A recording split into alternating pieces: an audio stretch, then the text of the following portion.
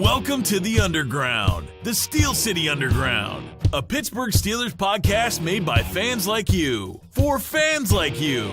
Now, here's your host, Joe Kuzma. Hello, everyone, and welcome to another edition of the Steel City Underground podcast. I'm your host, Joe Kuzma. Got a little bit of a midweek break here, as I kind of warned you we might.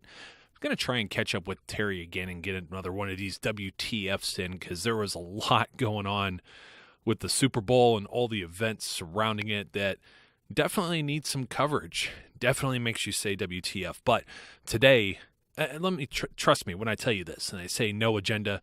I usually have some bullet notes or something here, but I'm coming to you guys live. I'm just down level with you, just like we were having a conversation, I don't know, in our house, at a bar, sitting on the couch, watching a game, just talking football, shooting a breeze. And there's just a whole bunch of things that have transpired over the last week. I'm going to try and stay away from any more Super Bowl talk because, man, let me tell you, that record has been broken over and over and over. It is a worn-out song, and I'm sick of hearing it already, especially considering all the circumstances. We don't need to get into there because I will be just playing that same old tune once again. So just kind of refreshing to hear some of the various sports talk shows, the callers, the hosts themselves repeat a lot of the same things that I had said about that game. And, you know, it is refreshing. I'm going to leave it at that because I just don't want to come off too bitter. I'm sure I came off incredibly better the last time. And yeah, a lot of people want to, like I said, it's just one of those things. I don't have to like Tom Brady and the Patriots. It just irritates me. So beyond that, the Steelers now are building their 2017 roster.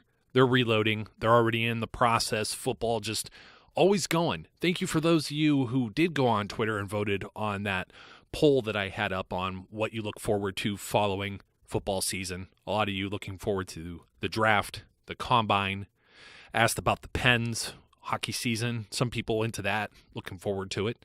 I am too. Pirates, pitchers and catchers are reporting here soon. My buddies over, I'll give you a little shout out over at North Shore 9, even though you kept needling me to say some things about Brady and Belichick that you'll never, ever hear me utter out of my mouth. Oh, I might at some point, and then somebody's going to hold me to that too. So not going to go there. I promised. I'm really trying. So, unlike the Atlanta Falcons, who seem to be blowing everything up, we'll see how that turns out for next year because they got their offensive coordinator and a lot of the offensive staff leaving, joining the 49ers officially. Kyle Shanahan, the head coach over there now, and he won't have an offensive coordinator. He's going to try and call his plays. We'll see how that turns out because that's what Hugh Jackson was going to do in Cleveland. And, yeah, last time I checked, the San Francisco 49ers weren't much better than the Cleveland Browns this past season. And Hugh Jackson attempted to do the same exact thing, and he was the offensive coordinator with the Cincinnati Bengals. So, having said all that, we're going to look at a few things today. I'm going to talk about some of these guys the Steelers are re-signing. They have some futures contracts out there. I think the only one you really can get excited about is Carlos Williams. Talking with some people, and we're just talking about futures contracts and exclusive rights free agents and restricted free agents. And let me tell you, it could get confusing. It confuses me. There's a lot of terminology. I think I even have something up on the website. I even refer to it myself because, trust me, this stuff, out of my pay grade. I'm not in the legalese and all the financials with salary caps, et cetera, et cetera. I know the Steelers got some money to spend, and that's just because some of these contracts that they've been saddled with for many, many years, the guys that they used to pay, the Lamar Woodley contracts that they had, they had dead cap money for years, and that one's been expired for a little while. But even the Troy Polamalos or Heath Millers that were extended and restructured, and a bad deal with Cortez Allen, and all that stuff's freeing up. And like their second or third highest paid player right now, Lawrence Timmons, set to be a free agent as well. So there's some guys that are going to need to get paid heading into free agency. We are well aware that Antonio Brown is heading into the last year of his contract, and Le'Veon Bell could become an unrestricted free agent. But I had someone ask, like, what's the deal with all the futures contracts? And we showed that the Steelers, they pick up some of these guys. They get players off the street. So here's the first deal. this is not technically part of like free agency or anything like that, because the players that were on practice squads following the regular season, they lose their job. Okay, they're no longer under contract to anyone. So what happens is teams can start signing these guys instantly, because when the league year starts, you can have a 90-man roster. So the Steelers are bumping up from 53, and I think the 10 players that they have on their practice squad. And mind you, there's still some guys that they have some rights to that were injured reserve players and things of that nature. Martavis Bryant is a exception, like commissioner's exempt suspension list or something of that nature as well. So all these things are building blocks and components into making this roster. Now, the futures contracts, those are things you could do now. This is anybody that's not on a roster that could be signed. So effectively, all of the players that were on the Steelers practice squad were to become they're just anybody. They're street free agents. They're not obligated to anybody. Now, somebody like a Le'Veon Bell, their contract expires when the free agency period begins. So they're still under contract. These other guys are not. So that's why you're seeing some things that are signed. You're seeing some other players that are getting released right now too. Cleveland Browns getting rid of Josh McCown, for example. Green Bay Packers getting rid of Sam Shields. I think we're gonna have some things to say about backup quarterbacks and cornerbacks and guys in the secondary, and everybody thinks that every player, one man's trash is another man's treasure. Well, Sam Shields, I don't think he played the entire season in Green Bay. He had concussions.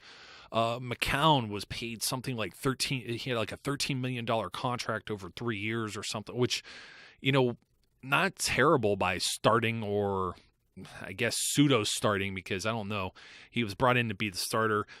I don't think Josh McCown's going to be a fit for the Steelers. He was looking to retire before he went and took the job down with the Tampa Bay Buccaneers. He went with Lovie Smith, I believe, was still down. Don't quote me, but I think Lovie Smith was still down there when Josh left from the Bears. He had like 4 games he started in place of Jay Cutler, and he did exceptionally well, and he had before, but the cast around him has not been good over the last few years of whom he played. He's still got a rocket of an arm. He slings the ball all over the field. He's in his mid-30s. He's a journeyman guy. I don't even know how many teams he's actually played for. You know what? This is so entertaining that I've got to find this out, because what happened was in the middle of, sometime this season, there was a tweet, and it was either Josh McCown's account or he had retweeted from his wife that his daughter, they had some type of, dress down day or football jersey day or something at their school. I'm assuming she's maybe of high school age or some sort of teenager. And there must have been 7 or 8 girls in this photo. And they said, when you don't even have enough girls for all the jerseys that your husband has teams that he's played for. And that was pretty interesting. So McCown, let's see.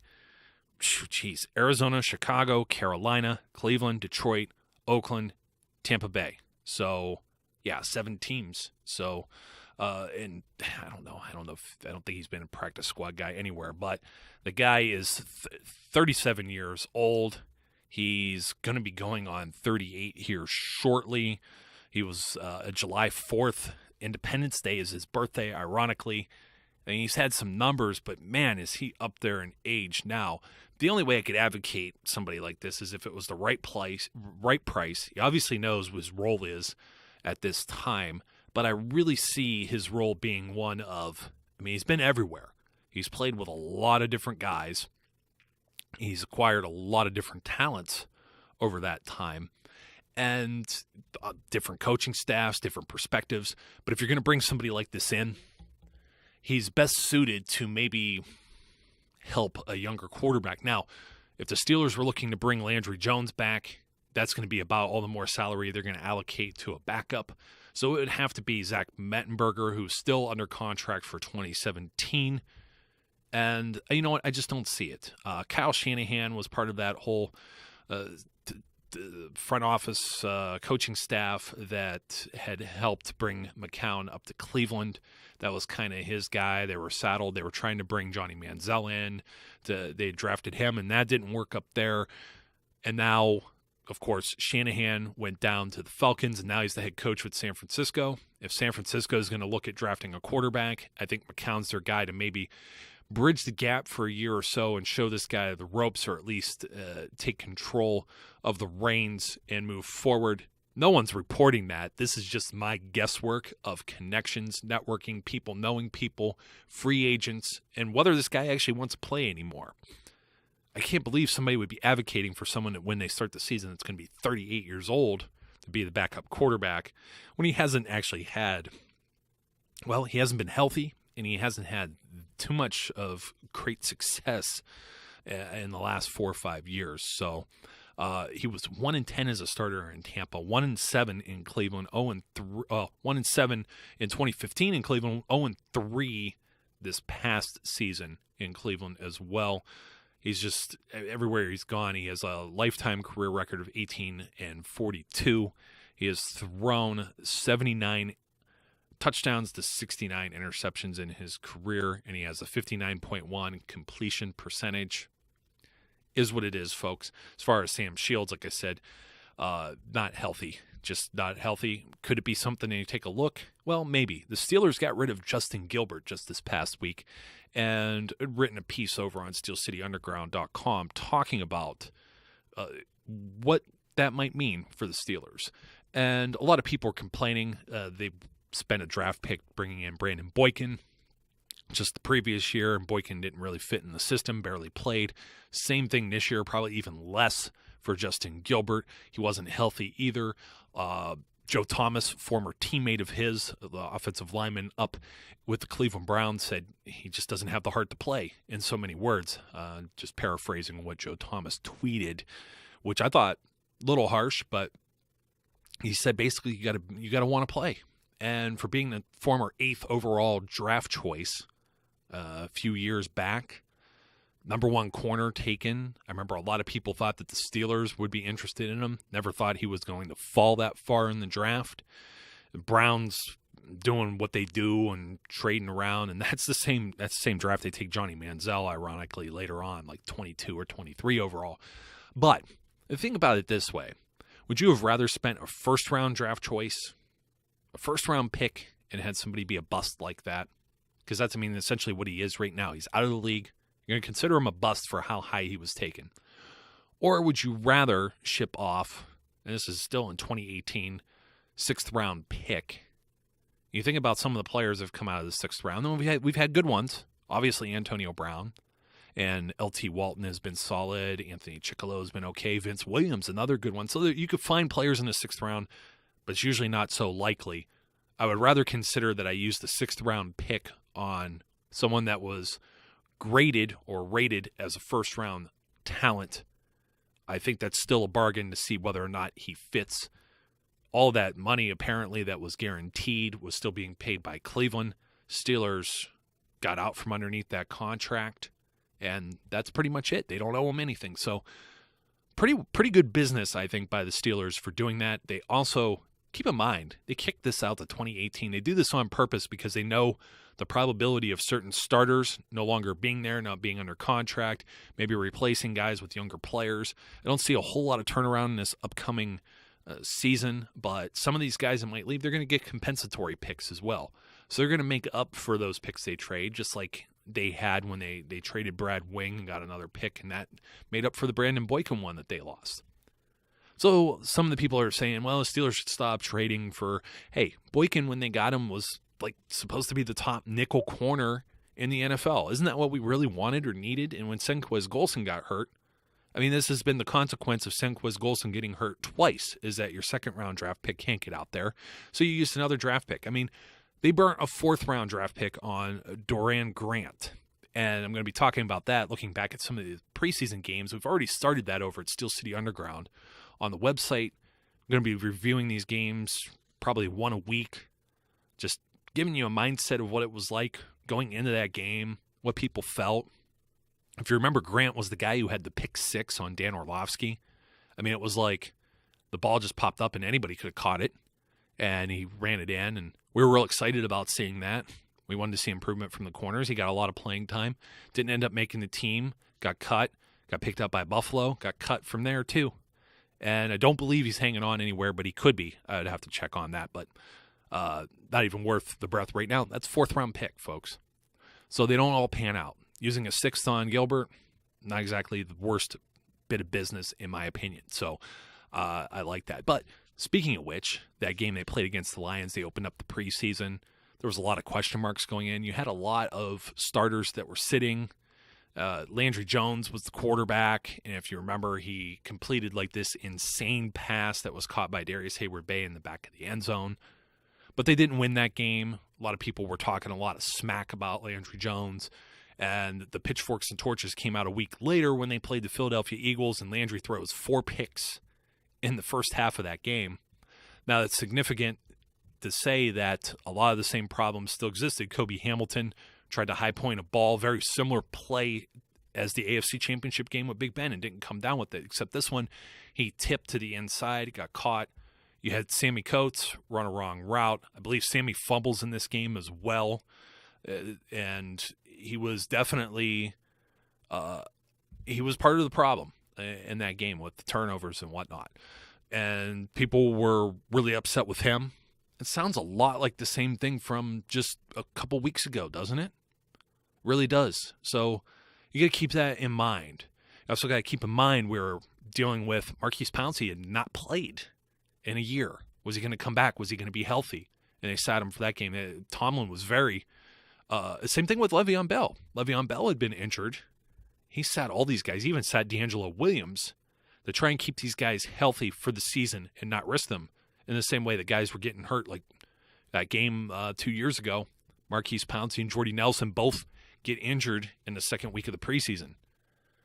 We saw Sean Sweezum blow out his knee and lose his whole entire career. We were without a kicker, and that wasn't cool either.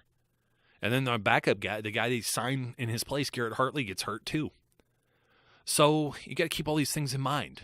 We didn't know if Bud Dupree was going to be able to play, and we were looking forward to seeing some of these younger guys. Artie Burns was banged up. He didn't play in that first preseason game either. And I don't think he played in the second one as well with the Eagles. And keep in mind, I mean, the Eagles weren't exactly like on fire. They had a pick 6 in that game. I believe there was another one. Oh, yeah. There was the one where Jesse James gets blown up on a block. We're all worried about Jesse James being able to block and play tight end. He might not be good enough.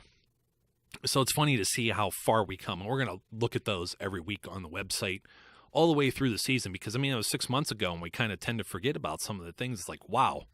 Yeah, I'd totally forgotten about that. So, especially, I think a lot of people didn't forget about the 4-interception game, but I'm well past that. I mean, there was a lot of camp bodies. You look at some of the guys that were catching passes.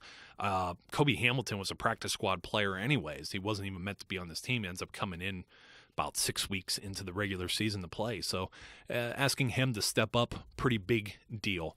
I kind of got off track a little bit, but it does make sense because Kobe Hamilton was re-signed. There's several players that were exclusive rights players that were signed here. And the exclusive rights and the restricted free agents, and Ross Cockrell's still a restricted free agent, by the way. Some of these contracts, what that means is somebody else can offer these players a contract, but the Steelers would be compensated. They kind of get like the first, almost like a right of refusal. It's like one of the different tags. You're going to be hearing about franchise tags, either exclusive franchise tag or the word's escaping me right now, but there's 2 types of the regular franchise tag. There's one where they can't negotiate at all. There's one where if they negotiate, then it's like a first-round pick in compensation. So if somebody like, I don't know, let's just say the Patriots wanted to scoop up somebody that we franchise tag like Le'Veon Bell, they have to ship us a first-round draft pick as compensation for doing so. And the Steelers, of course, they have the right to match any contract, or they could just lock them down completely. And it has to deal with percentages of, in that case, the top 5 players at that position or top whatever. And they get an average of that for 1 year, and it's a 1-year contract, and you can renegotiate that, blah, blah, blah. So these other contracts are basically in the same realm of that. You're not going to get a first-round draft pick, but you're going to get the other teams have to compensate something. I want to say that this only happened once in recent memory, but I might be proven wrong. This is the one that sticks out to me anyway, was Emmanuel Sanders coming back as a restricted free agent several years ago. And the Patriots went to offer him X amount of $1 million. And the Steelers would have gotten, I think, a third or a fourth round draft pick as compensation had they not matched. Big Ben lobbied the front office, and Sanders was brought back for one more year before he cashed in big and went out to the Denver Broncos. So that's what you're looking for there. Something similar, maybe a market may develop for Ross Cockrell, but with Justin Gilbert getting the axe, don't see it because the Steelers are going to need. They still got Will Gay. They still got Artie Burns. And I'm missing something. Al has Shabazz, but he's practically a journeyman type guy. Oh, Golson, of course, if he could ever get on the field and be healthy. So Steelers might be looking for some veteran depth. I know that's why Sam Shields' name always comes up. Heck, we were talking about Keenan Lewis, and they actually gave him a look, but Keenan Lewis didn't end up anywhere. I guess his knee was very bad. A lot of things can happen between now and then, and that's what we speculate on. But a few other guys coming back here. Now, I may have mentioned Carlos Williams earlier, 2-year deal, futures contract. So he was not on a roster technically. So the futures contract, it's about the league minimum. There's a certain amount of dollars that can be in play, but keep in mind, these are bargain players. This is something similar to happen with Alejandro Villanueva, our left tackle, signed as a street free agent. Ends up, he's the left tackle. He's the man. I mean, very good. And, on that same note, we're giving out awards over at Steel City Underground, and we're going to cover those on the podcast maybe in a week or so because they're not all out yet. But Big Al in contention for several of the awards that we have, including, I think, like an underdog player. So check those out when you get a chance. But he was an exclusive rights guy. He was signed for 2 seasons. And he was a futures contract guy. Now he is an exclusive rights free agent. So they had him for bottom dollar for 2 years. That's a heck of a deal for especially a left tackle that has done very well. And now they're going to probably lock him down for 1 more year before he gets paid even more, the big bucks. And everybody thinks everybody in the NFL makes the big bucks. Hey, compared to what we all make at our, 9-to-5 job, yeah, these guys are in the 6 figures. But when you're talking about guys that are making $400-some thousand, $500,000 in a season, they're not making Roethlisberger money of $20 million. There's only one guy on the roster that makes that kind of money, and it's Big Ben. And we all know why he makes that kind of money. There's some guys that are up there, Marquise Pouncey. Antonio Brown's still one of the highest paid players on the team. Now, he's going to be cashing in, of course, too. But this is why this team's structured the way it's structured. You have rookie deals that run 4 years. You might be able to extend a guy. If they're a first-round pick, you could give them a 5th-year option. They make significantly more money for that, but still somewhat of a bargain compared to the alternative. So the alternative being Le'Veon Bell now. And you can see how it gets confusing and you run in circles in that. But basically, a lot of the people that are brought in, street free agents, undrafted players. Chris Boswell's another guy that's just been re-signed. Roosevelt Nix, another guy that was originally under a futures contract. A lot of 1-year deals. And I was asked about those 1-year deals, and that's kind of the way that it is. There's some legalese. There's rules and set defined ways. There's cap management and how much money you could spend. So there's a lot of different reasons for why these are only 1-year deals, why something's a futures contract, why someone's exclusive rights, and all of these other things. And then you have your unrestricted free agents we'll be talking about shortly as well. Greg Warren, believe it or not, could have been one of those guys. He's been working on a year-to-year contract, but he's been with the team since 2005. The 35-year-old long snapper, probably one of the best at what he does. All of them have to be, right? You only get one on one team, and he's been doing this for a long time. One of the few guys that are still left with his Super Bowl rings, besides Big Ben, and Timmons has one as well, James Harrison. So one of the few guys still hanging around there. And he's a leader, and he said he wants to do this as long as he's welcomed back, and he can do it. So we welcome you back, Greg. Jordan Dangerfield's another one of these guys that was a practice squad player, a futures contract guy, re-signed. Kobe Hamilton off the practice squad, would have been a restricted free agent, re-signed, had 17 catches, 234 yards, 2 touchdowns, and he had 4 catches for 54 and a touchdown in the playoffs.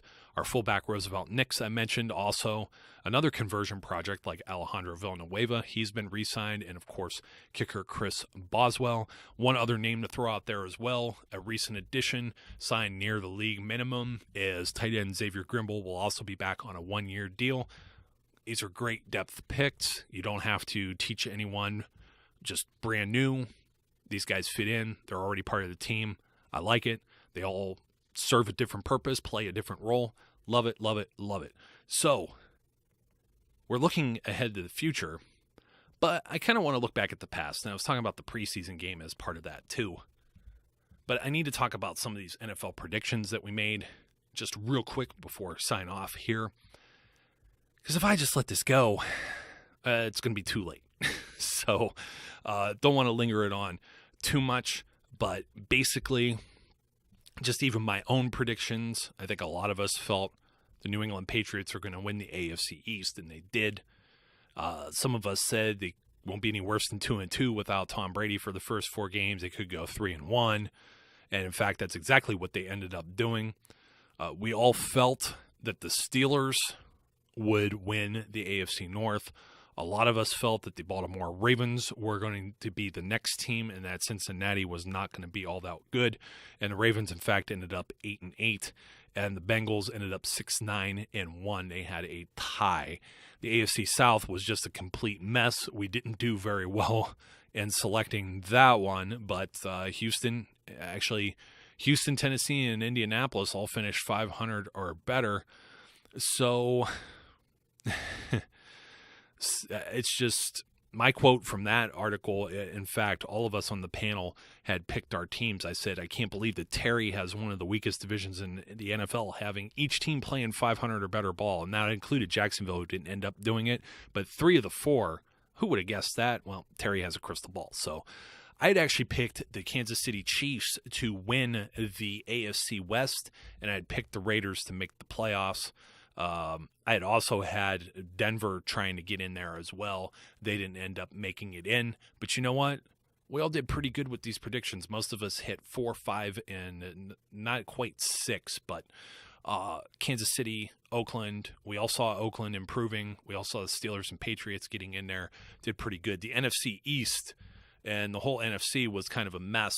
I had the Giants. Several of us had the Giants. No one had the Cowboys. No one thought that a rookie like Dak Prescott was going to take charge of this Cowboys team after Tony Romo goes down with injury and get them into the postseason. Because originally the Cowboys were like, I had them like pegged as a Super Bowl contender, which obviously they were even with Dak Prescott. But that really changed my mind on that. I thought once Romo went down, I wasn't sure how a rookie would respond.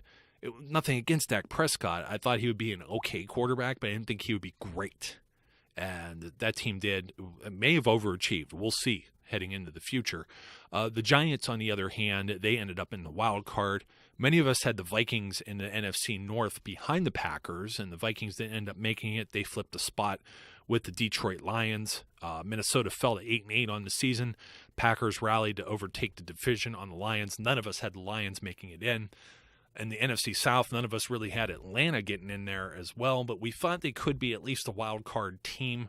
We thought, my quote was, Atlanta is rebounding nicely after several years of languishing. They started hot last year and fell apart, mostly due to a poor defense.